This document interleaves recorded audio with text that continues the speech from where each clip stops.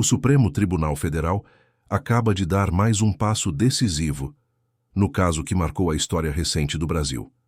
Foi publicada oficialmente a decisão que condenou o ex-presidente Jair Bolsonaro a 27 anos e 3 meses de prisão por sua suposta participação em uma tentativa de golpe de Estado após as eleições de 2022.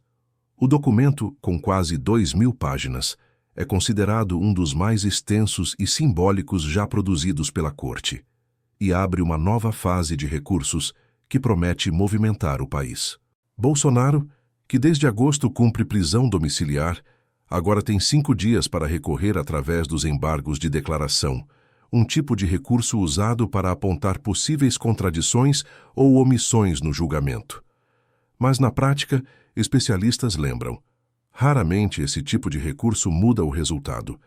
Muitos veem essa etapa apenas como uma forma de ganhar tempo político e jurídico. O Supremo Tribunal Federal acaba de publicar o acórdão com a decisão que prevê a condenação dos réus do chamado Núcleo 1 da trama golpista. O que é que isso significa? Agora está aberto o prazo de 5 dias para que as defesas dos réus possam recorrer. Qual é o recurso cabível aos réus? Embargos de declaração é um recurso que não está relacionado ao mérito em si dessas penas, mas que podem fazer com que o cumprimento das penas sofra um pequeno atraso. A Isabel Mega vai explicar para a gente agora os próximos passos, nossa analista lá em Brasília. Isabel, tínhamos então esse prazo de 60 dias para que o Supremo Tribunal Federal publicasse o acórdão. Agora então a confirmação de que ocorreu essa publicação, aberto, portanto, a partir de agora, o prazo de 5 dias para que as defesas dos réus do chamado Núcleo 1 da trama golpista possam recorrer. Nesse núcleo está o ex-presidente Jair Bolsonaro, condenado a mais de 27 anos de prisão, Isabel. Isso, Carol, são aqueles recursos agora que podem ser apresentados à corte diante do placar final que a gente teve em relação a essas condenações. Se a gente olhar, por exemplo, o caso do ex-presidente Jair Bolsonaro, naquele placar de 4-1 por uma pena de mais de 27 anos de prisão, o que cabe a partir de agora, com a contagem do prazo de 5 dias, é a apresentação dos chamados embargos de declaração. São embargos para você esclarecer alguns pontos da decisão da primeira turma do Supremo Tribunal Federal. Eles não têm o poder de mudar algo em relação ao futuro do ex-presidente Jair Bolsonaro, em relação a tentar reverter o cenário de condenação. Mas as defesas devem utilizar isso até para que você tenha profundidade ali em relação à análise que elas fazem final, depois do veredito dos ministros da primeira turma do Supremo Tribunal Federal, e a partir daí possam usar esse tempo para esticar também o processo. Então, se aguardava muito essa etapa mais burocrática, digamos assim, de publicação da decisão dos ministros da primeira turma, e eu abri aqui o documento, Carol, são mais de 1.000 páginas, é um documento super extenso em que os ministros reúnem todas as informações sobre esse processo e sobre os votos de cada um, são 1.991 páginas. Esse é o início de um novo capítulo na longa disputa entre Bolsonaro e o STF. Um embate que vai muito além da justiça e atinge o coração do debate político no país. Afinal, o que essa decisão representa para o futuro da direita brasileira e como isso impacta o cenário eleitoral de 2026? E você, o que acha dessa decisão? Foi uma condenação justa ou um exagero do Supremo? Deixe sua opinião nos comentários. Quero saber o que você pensa sobre esse novo desdobramento. Com a publicação da decisão, começa uma corrida contra o tempo para a defesa de Jair Bolsonaro.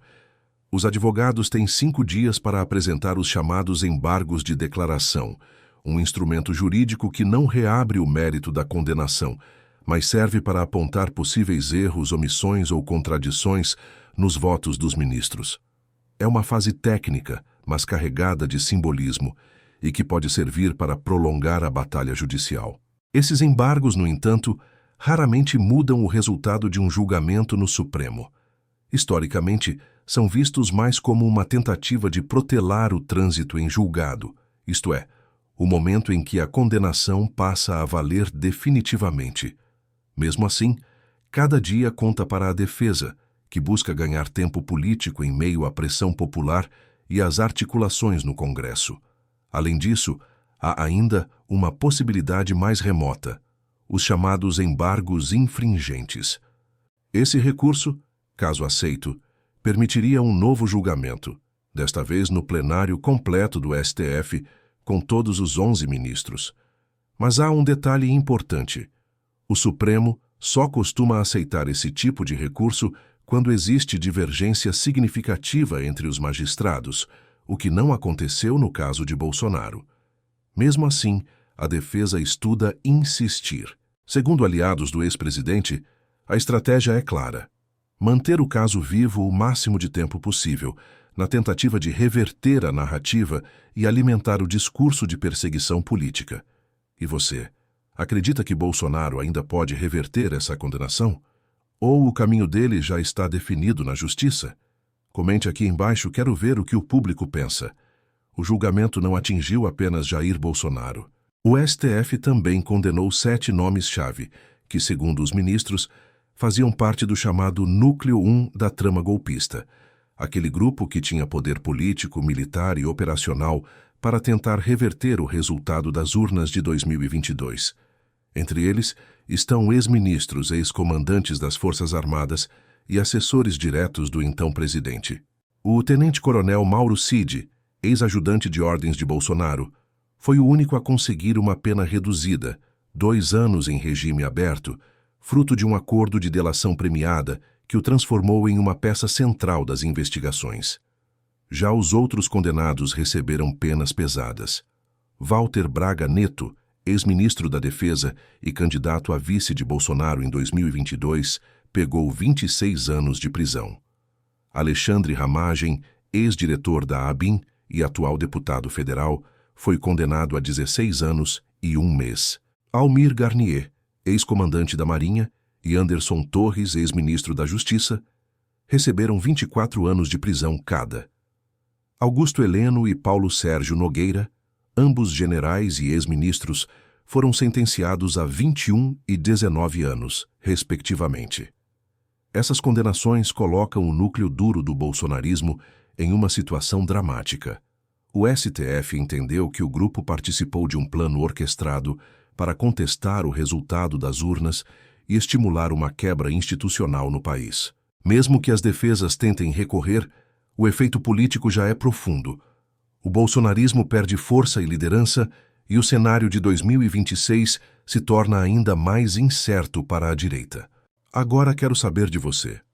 Essas condenações vão enfraquecer o bolsonarismo de vez ou o movimento ainda tem fôlego para reagir nas urnas? Deixe sua opinião nos comentários. O debate está quente. A publicação do acórdão e a confirmação das condenações de Jair Bolsonaro e seu núcleo político caíram como uma bomba em Brasília. No Congresso, a notícia dividiu os bastidores. Enquanto parlamentares da base de Lula viram a decisão como uma vitória da justiça e da democracia, aliados de Bolsonaro classificaram o julgamento como perseguição política e prometeram reação nas redes e nas ruas. Para o governo Lula, o desfecho consolida o discurso de que o país virou a página do golpismo. A estratégia no Planalto é usar o episódio para reforçar a narrativa de estabilidade institucional e fortalecer o presidente para a disputa de 2026. Assessores próximos de Lula acreditam que a condenação de Bolsonaro reduz drasticamente as chances de reorganização da extrema-direita, que já enfrenta divisões internas entre Michele, Tarcísio e os filhos do ex-presidente. Mas há quem veja risco político para o próprio governo. Analistas apontam que a prisão definitiva de Bolsonaro pode gerar nova onda de radicalização, especialmente entre os eleitores mais fiéis, e reacender manifestações, algo que o Planalto tenta evitar a todo custo. Entre líderes da oposição, o clima é de incerteza. Deputados do PL e do Republicanos afirmam que o ex-presidente se tornou um símbolo político e que qualquer prisão em regime fechado poderá transformá-lo em mártir. Já os moderados da direita avaliam que chegou a hora de virar a página do bolsonarismo e buscar uma nova liderança até o ano eleitoral. E você, o que acha? A condenação de Bolsonaro representa o fim de uma era na política brasileira? Ou ele ainda pode influenciar o jogo em 2026 mesmo de dentro de casa? Deixe sua opinião nos comentários. Quero saber o que você pensa sobre esse novo capítulo da história política do país. O julgamento de Jair Bolsonaro marca um divisor de águas na história política do Brasil. Pela primeira vez, um ex-presidente eleito democraticamente é condenado por participar de uma tentativa de golpe de Estado. E isso muda tudo no tabuleiro de 2026. Lula sai fortalecido institucionalmente, mas o ambiente político continua tenso e imprevisível. Mesmo em prisão domiciliar, Bolsonaro segue sendo uma força mobilizadora, especialmente entre os setores mais conservadores e religiosos. A grande dúvida agora é: quem herdará seu capital político?